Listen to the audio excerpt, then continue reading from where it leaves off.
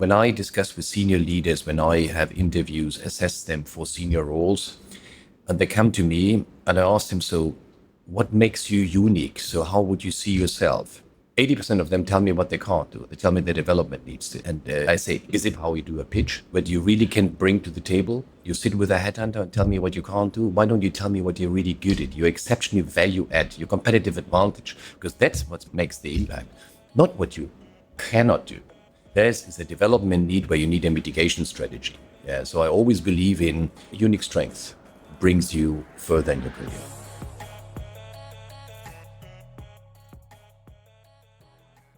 Welcome to Analyse Asia, the premier podcast dedicated to dissecting the pulse of business, technology, and media in Asia. I'm Bernard Leong, and the hunt for global talent, given the proliferation of technologies from AI to drones, how do multinational corporations in the world handle the new wave of talent acquisition and retention?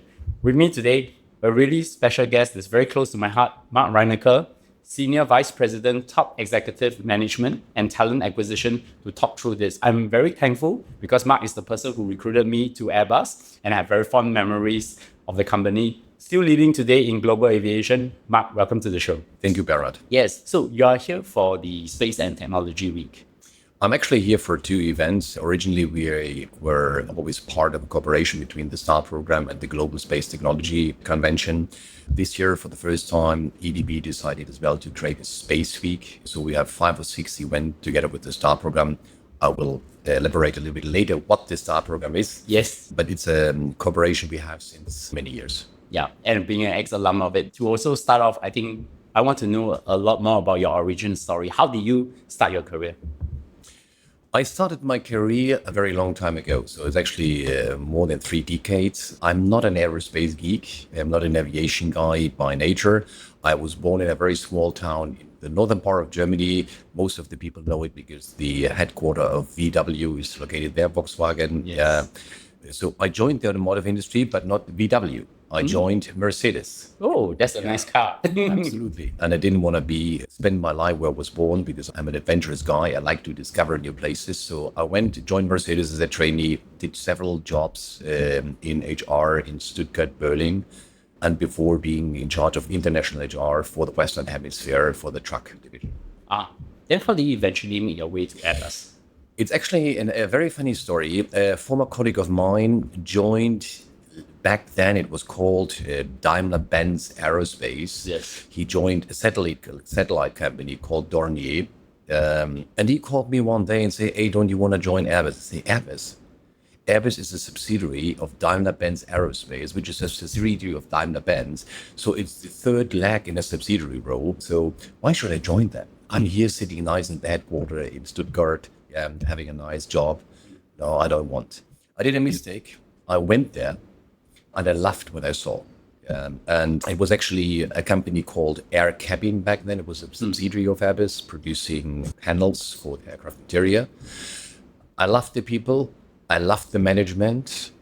And so I decided to join them as HR director and spent there for 2.5 years. And then that eventually lead you to Airbus. It was part of Airbus at the end of the day, but it was not the end of my automotive journey. That's right. So what I did afterwards, after 2.5 years, because back then Daimler needed people, because Daimler is a very, I can say it here, it used to be back then a very central organized company. And they liked people when they moved. So they saw somebody who moved from the automotive division into the aerospace sector. So they wanted me back. So in end of 1999, beginning of the 2000s, I was asked to come back, primarily at the beginning to be part of the PMI, post-merger integration team, with Daimler and Chrysler back then. So I spent a lot of time in Detroit. Later on, it was a certain kind of project for the way how to develop, analyze potential assessment for senior leaders. I ended up being for 2 years the head of HR for a subsidiary, a joint venture between Porsche and Daimler. Super interesting story. Yes, very interesting story. Honestly, I think I would have stayed there a little bit longer had Daimler not decided to back off and give all the shares back to Porsche. I know that story. And so you eventually get into Airbus, you do now globe throttling, searching for the best talent to hire for Airbus. So before I get to the main subject of the day, I want to ask you, in your career journey, what are the key lessons that you can share with my audience? Well, it's a tough one. Yeah, I would say, first of all, make daily learning a habit, because what brought you there might not bring you further. So you need to be able to reinvent yourself. Yeah, if you always do the same thing, you always have the same result. The world is evolving, and the result is going to be always the same. Yeah, but if the world evolves, the world will be ahead of you. The second is what people never know. When I discuss with senior leaders, when I have interviews, assess them for senior roles, and they come to me and I ask them, so what makes you unique? So how would you see yourself? 80% of them tell me what they can't do. They tell me the development needs to. And I say, is it how you do a pitch? Is it what you really can bring to the table? You sit with a headhunter and tell me what you can't do. Why don't you tell me what you're really good at? Your exceptionally value add, your competitive advantage, because that's what makes the impact, not what you cannot do. There is a development need where you need a mitigation strategy. Yeah, so I always believe in unique strengths brings you further in your career. So I want to get to the main subject of the day. I want to think about global leadership, acquisition, and management, because this is a pretty VUCA era now. So I want to first get a sense of, can you talk about more about your role and responsibility within Airbus itself?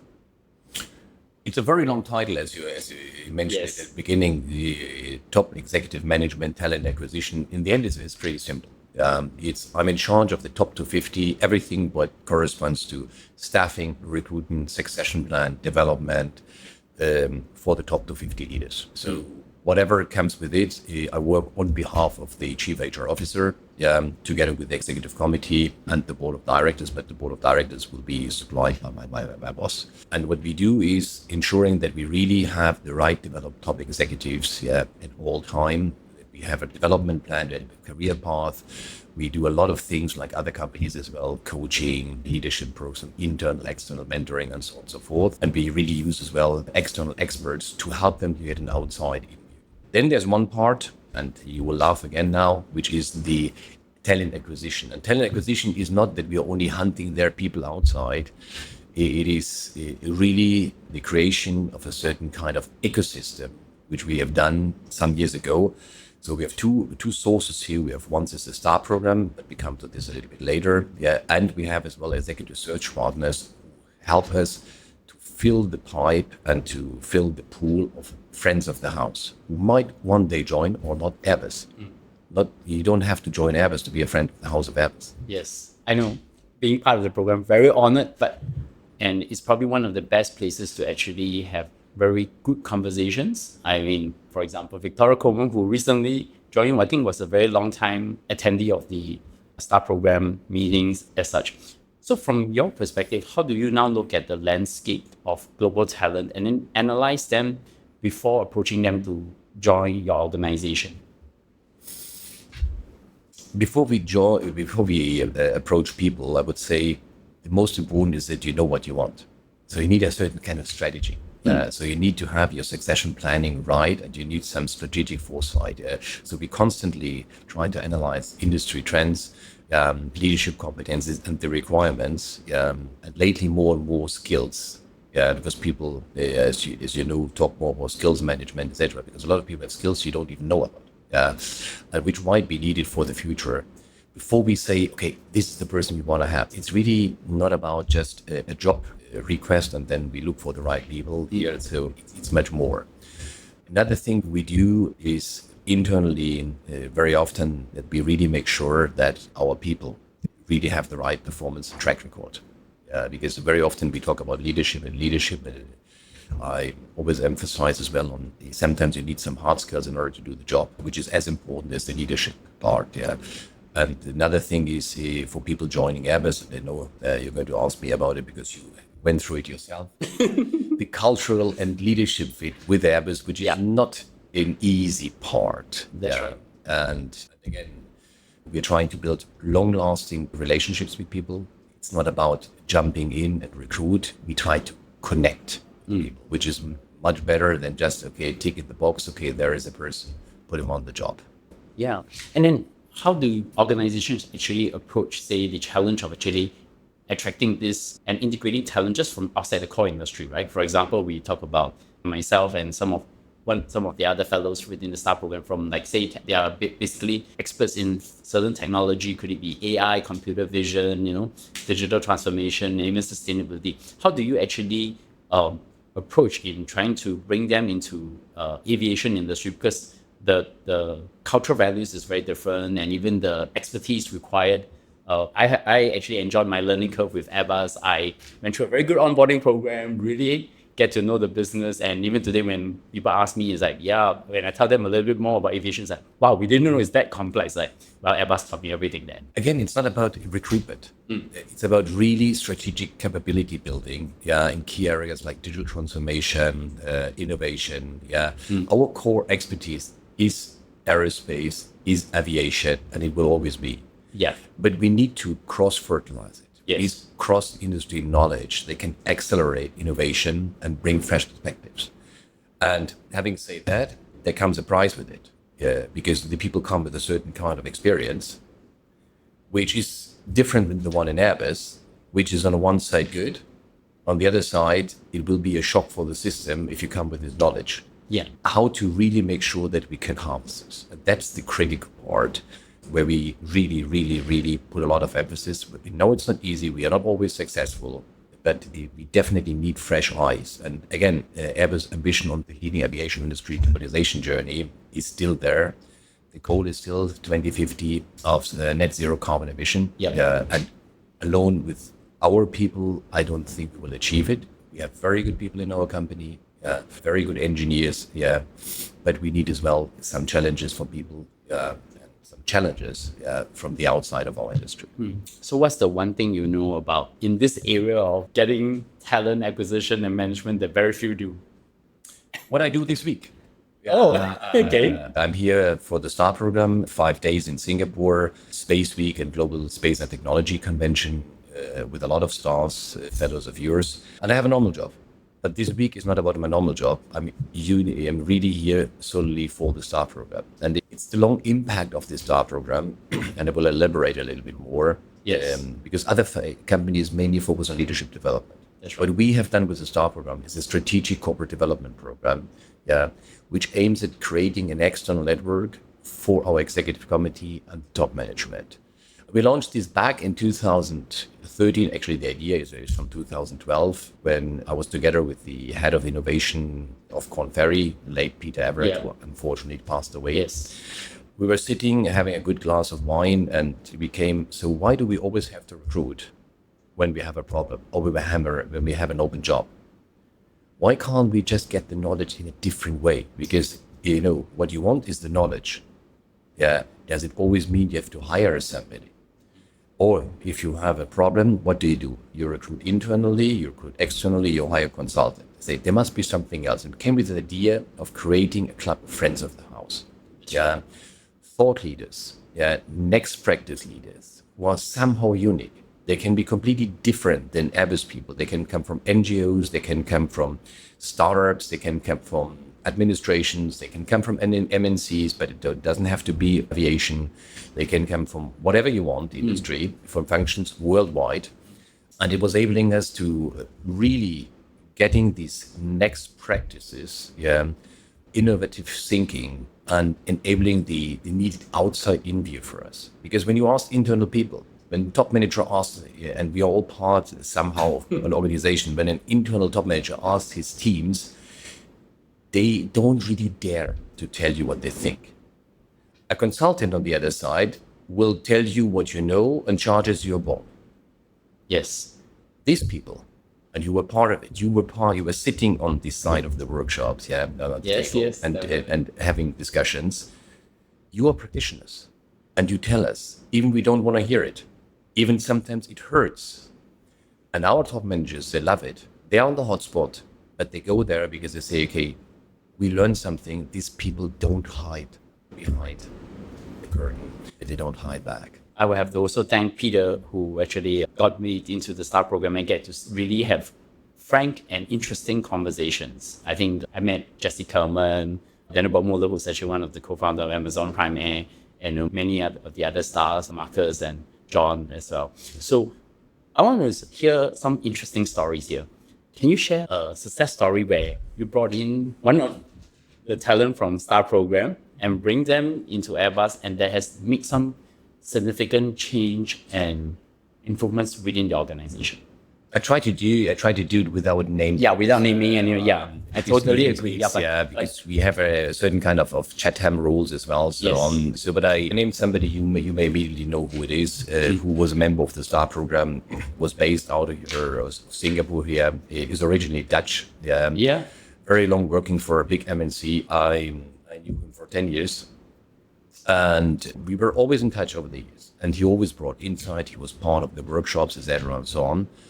And ultimately, coming from another global conglomerate, yeah, he came into Airbus. Yeah, took a while.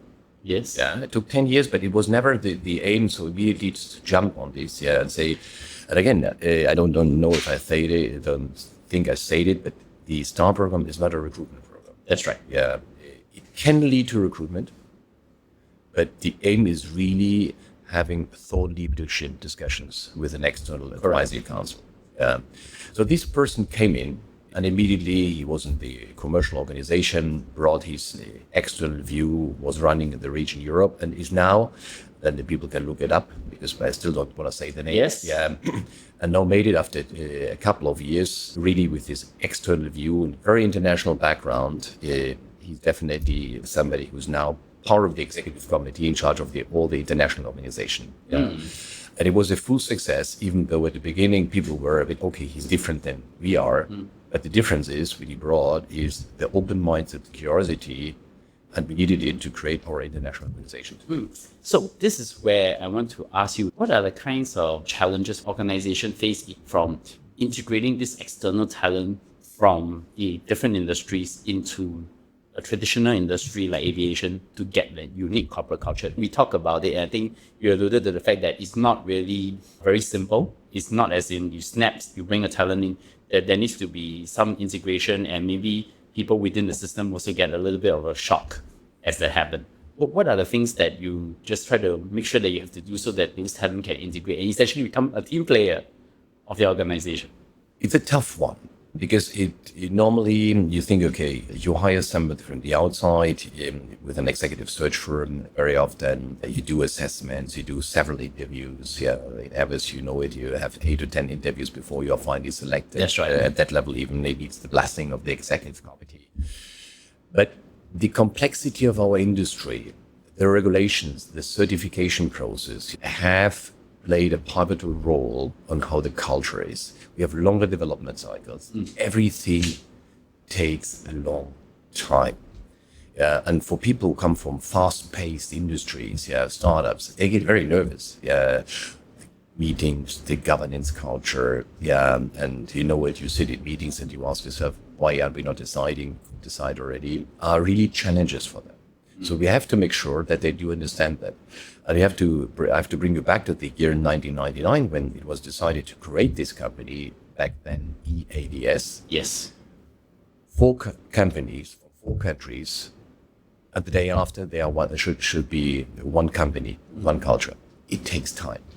So we have learned to accept diversity and the differences, because that's for me accepting diversity. It's diversity at the end of the day. But it takes time that you don't fight it. And then on top of that, our engineers, and we are an engineering driven company, they are so proud, and I'm proud myself, I'm not an engineer, of what they produce. Yes. And you have seen it. When you can see the drones, when you can see the platforms, That's when you right. can see the aircraft, the helicopters, the satellites, it's just wow. They have tears in their eyes. Yeah. So they're so proud. So, hey, okay, why should we do something else different? No, what does this new person bring me in the end of the day when he or she comes in? We are great. So why change? Yeah. But again, as I said before, if we continue to do what we have been doing in the past, the world is evolving. And now with things like AI, we all know how things can evolve very fast. Yeah. So, and the last point I want to mention, Bernard, is we have very high tissue rejection. I don't know how it is in other multinationals, And it's very, very, very, very key that we help the people. And we have, for all the top leaders, we have an exclusive tailor-made onboarding program. They get assigned a buddy. This buddy, you can ask And the buddy is not there to mentor you. The buddy is there you can ask any stupid question from where do I have to go to the toilet, to the canteen, to what is the best way to reach out to a person, where to park my car. In order, it's really to indulge the culture, but to have a safe harbor to ask somebody who knows the culture, yeah, and to really have a chance to ask this person questions you don't dare to ask because you don't want to look dumb. Hey, you can't look dumb in this one. Yeah, in sense that you don't want to ask this. And have you ever thought about the fact that maybe you also have reverse pollinated into the people who are in the STAR program who get to understand Airbus culture? I, for one, actually learned a lot about, actually, I came to appreciate safety a lot more, the appreciation of actually building for quality. On that, have you ever thought that, that might have even had reverse pollinated from the group of people who usually comes from, having these conversations and learning on that? Again, I think it's a two-way street. It's not a one-way street. Yes. We learn a lot, but I know that even people who have been with Airbus, and we have learned as well that, take your own case, Bernard, you came in for a mission. Yeah. When the mission was finished, yeah, it was clear that maybe your future is not with Airbus, which is okay. Yeah. And it was difficult for us to accept it as an HR organization, yeah, to say, okay, why do you bring in people for 3 or 4 years and then they go? We say, yeah, because the mission is finished. It's the new way of doing things. Yeah, it's something US you have already with the gig economy. Yeah, so no, there's a cross-pollination in the end of the day. And to be very frank, I think we learn as much as the stars learn, yeah, or people who join Airbus and then they leave. I have a pretty curious question. I mean, one of the most interesting parts of the STAR program is actually to be able to have all these very interesting and groundbreaking conversations about technologies and what is this a value in the aviation space or maybe even adjacent businesses as well. What are your perspectives now looking at, say, emerging technologies? For example, AI, not necessarily generative AI, right? And other technologies sometimes could be 3D printing, and maybe now sometimes people even talk about crypto. I don't know how it gets into it, but how do those perspectives that you hear from shape the way even how you think about what you do in Airbus daily, like the way you think about acquiring and retaining talent? Well, let me give an answer, and here I take my role as an HR guy because I'm not an engineer. Otherwise, I will look stupid in front of you because you are an engineer. But I would talk about artificial intelligence. AI will definitely play a major role and a key role in the future of HR. We are already the first step of this journey when it comes to feeding succession plans. Yeah, but it's really at the beginning because we have to do our homework first. Because everybody talks about AI. I would even say, okay, we have to get our act together because we have so many data. We first have to decide, okay, what is it what we want to achieve? The question is, what would you want to have as an outcome? Then to collect the data, and then maybe we talk about machine learning at the end of the day in order to have some tools which can identify successors for us. But you need to make your homework. The homework is collect the data, ask the key questions at the end of the day. What is it what you want to achieve? Yes. What is a career breaker? What is a career maker? Is it the language? Is it the boss? Is it the structure? Is it the salary increase? Is it the development program? What is it what brings you there? So unless we haven't done that, we cannot blame AI for not giving us the right people out of the system. Yeah. So for me, we're not planning to automatize things because in the end, it's for me a certain kind of able to make better human decisions because at the end we are humans. And honestly, I strongly do believe that it will help us a lot to improve our decision making, even on the onboarding maybe once. Yes. Yeah. But again, I think it will remain individual development, remains a human expertise. Yeah. And I won't give up on that. Does any of talking on these new topics along with the other members of the STAR program gives you a perspective of what the future will look like in the aviation industry as well? Oh, that's a tough one. Because I get so many perspectives out of the discussions with the STAR program. I maybe highlight two things. 2 days ago, come back to the week. 2 days ago, we had a new session with this STAR program member, made a certain kind of presentation for stars and Airbus management. So it was on Airbus hosting, and it was more about how AI and what are the 5 most relevant technologies, blockchain, artificial intelligence, robotics, etc., Yes. which will definitely have a major impact on all industries, Correct. on society. And we have 5 years to get ready. What's our plan? And it was super interesting to see, and you saw the people just melting away. And so you get out of it, and you start to think, okay, what does it mean for me? What does it mean Yes. for my family? What does it mean for Airbus? What does it mean for my job in the end of this? So it's an inspiration. Yeah. Honestly, it's just unique. Yeah. Second thing is, you remember, I don't know if you remember, we had our workshop on UAVs. Yes, I remember that. And we have for sure, we had super people around the table. Everybody was raving UAVs, this is going to come, etc., and so on. Unfortunately, we had the CEO of an insurance company around the table I remember the conversation. who said, technology is great. You will build it. Yeah, and I have no doubts one day these things are going to fly, you, Airbus, other companies, etc., and so on. And when I hear you all, it's just about the business model, it's about the scaling up, it's about the technology, and who owns what and who does what. The one question I would like to ask you guys, all here sitting around, when this thing falls off the sky, Yes. who is accountable? The OEM? The city? The regulator? The pilot? The passenger? Or whoever? There must be somebody, and because somebody must be accountable and liable. And we have to ask this question. There was silence in the room. That's what I describe in the end, because he was not a regulator. Regulator, we know how they work. That's right. He was from the insurance side. And it wasn't, by the way, he's aviation, but he knows aviation very well. But we were taking a break, reflecting, thinking, it brings a new perspective. And that's how it always works in these discussions. Yeah. So I'm probably going to ask, like, what is the one question you wish people would ask you more about global talent acquisition and management?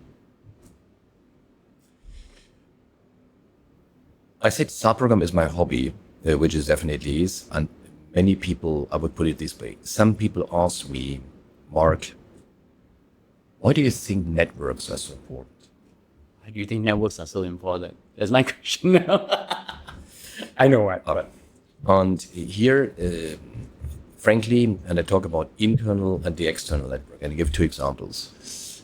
People underestimate the power of network. A network doesn't mean that you just go around, etc., and meet people for the sake of meeting people. Network means to me that you have a genuine professional network, and you can ask people, and they can help you to do something. Particularly in Airbus, it's super important because you can learn from them. Because whenever you know somebody, and people are somehow still scared to ask. When you look at our community, the 200 stars we have, you throw a question in, Somebody will answer. Somebody will answer, yeah. And whatever it is, you get the answer. And the same applies for Airbus, which is a very complex company. And I always tell the people, take your time to create the network. Because if you don't know, people don't know you. And you won't get things done. I know some people think it's a waste of time. I strongly believe in a company like Airbus, which is, because of its history, very complex. 4 founding countries. You need to spend the time with the people to get to know them, and they for them to get to know you. And if you don't want to do that, you're set up for failure. The second thing is the external network. And we've spoken a lot about the STAR program. I don't even know it was the intention you had to speak a lot about the STAR program. it's not my intention. I'm very often approached by colleagues, by other companies. We have heard about the STAR program. What is it? We would like to do it. And I have no problem sharing what we do, even though short-term rules apply when we are in the STAR program workshops, because as our friends, we don't have NDAs, to be very clear, with any of the stars, so they get more information, but we trust them as they trust us. And the problem is, the people think you can create something like this in 1 or 2 years. And it's not a budget line. It's not about money. Yes, it costs money when we do these things. But for me, it doesn't cost, it's an investment. And the investment is not the money, there's a budget line only, it's the time. I spend in peak times 50-60% of my time for the STAR program. Normally it's about 40%, Sure. which is a lot. Yeah. And this applies as well for somebody in my team who's working with some other team members who support that, is that I try to visit every star once a year. So it's friendship needs to be nurtured. It's like plants. You don't water them, they fade away and they die. That's right. And friendship dies away. So if I don't see you for the next 10 years, you say, okay, I haven't seen him for 10 years. He's not interested in me, so I'm not interested in him. And the same applies for Airbus. But as we meet regularly, we stay in touch. We discuss about trends. You ask me to do a podcast. Yes, of course. And that's how it works. And people are not ready to invest the time. They think they can buy friendship. And when they realize, and it's not depending only on the product. Yes, we have super products. But it's not depending only on the product. It's much more depending as well on the willingness to set it up, to have a long breath, because we do it since 10 years. We still do it. And we have done nearly 200 workshops with the stars for our top management. And it's still there and it's getting bigger and bigger. Yeah, I'm still there for some of the gatherings, and it's really a great place to actually have those intellectual conversations. So I have my traditional closing question. What does great look like for you for global talent acquisition and management in a large corporation like Airbus? I take my habits head again and don't talk about this stuff anymore. Because we have been speaking about that so long. Preparation of the next generation of leaders, robustness of succession plan, and diversity, while I emphasize diversity with a capital D. That means gender, international, etc. We are an international company. We definitely need as well international mindset. And we need different people. And we know what the price it comes with, because different people means different cultures. You know my background. I'm quite diverse, even though I'm officially originally from Germany, but I've spent most of my life not in Germany. And we need really to ensure that the company is led by the best minds. And who are not only exceptional in their own fields, but they are deeply aligned with our mission. You know that our mission is pioneering sustainable aerospace for a safe and united world. Yes. So they need to embark on this journey. And there are long-term things like I discussed, succession plans at all levels. Be ready, being attractive to talent, and not only attracting them, retaining them. Yes. And that is the key issue. This has a lot of things to do with the culture, the way we do things, the way you welcome people, and so on, so that they don't go away after 6 months, etc., and swallow the bitter pill, and then afterwards spit at Airbus, as we don't know. And the second thing is preparing our current leaders. There are a lot of leaders out there who see all these new technologies coming, everything coming. They heard the name of AI, but they don't really know what it is. They don't most probably know what the difference between AI and machine learning is, and so on and so forth. But we need to take the time to prepare them as well, because they might still be there. So it's preparing the future, but as well taking care of the ones who are there, because they might still be there for a couple of years, and they're good guys, ladies, to make them successful.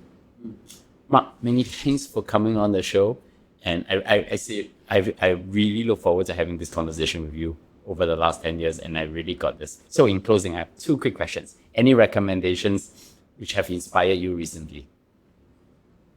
No, I'm great to be here in Singapore. Honestly, I get my inspiration, like I said before, from meeting so many new, diverse people. Yes. And every time I go back to Airbus, I have so many ideas. And you know that Airbus is a super company. We know what we have. We know our challenges. But there's so many other things you can learn, which is it's like reading 20 books, 30 books in 1 week when you have this session. So I agree with you with that. and it's so fascinating for me to listen in. Yesterday we had a super session which was done by another star on the future role and how should Singapore develop. And I was just listening in, and learning so much about the ecosystem in Singapore, which I didn't know. And That's the one thing. And the second thing is these insightful sessions, these discussions, but as well, I have a passion for people. Yes. And be it the Airbus people and the outside people, and I meet with them all the time. And my team knows when I'm on the road, I don't accept any conferences, meetings with Europe or whatever. So I'm there for the people. I hardly even call, just if it's important, because I want to spend the time with the people. That's, in the end, this is an inspiration for my job. It's Being present, actually. being present, and I love my job. So how do my audience find you? Or they can find me through EU very easily through LinkedIn. Okay, cool. So you can definitely find the podcast everywhere now, on YouTube, Spotify, in video, and definitely subscribe to our newsletter. And of course, drop me any feedback if you have on the podcast. Mark, many thanks for coming on the show. I just have to give one more shout out on my very first STAR dinner. I actually learned so much. And one of the things that I actually learned was airport design. And this really great gentleman, Casper, who always talk about design. And every time I see him, over the last 10 years, we're always talking about what's the next great UI from walking past an airport. So I really thank you for this conversation, and many thanks for coming on the show. Most welcome, and thank you for the challenging questions. Okay.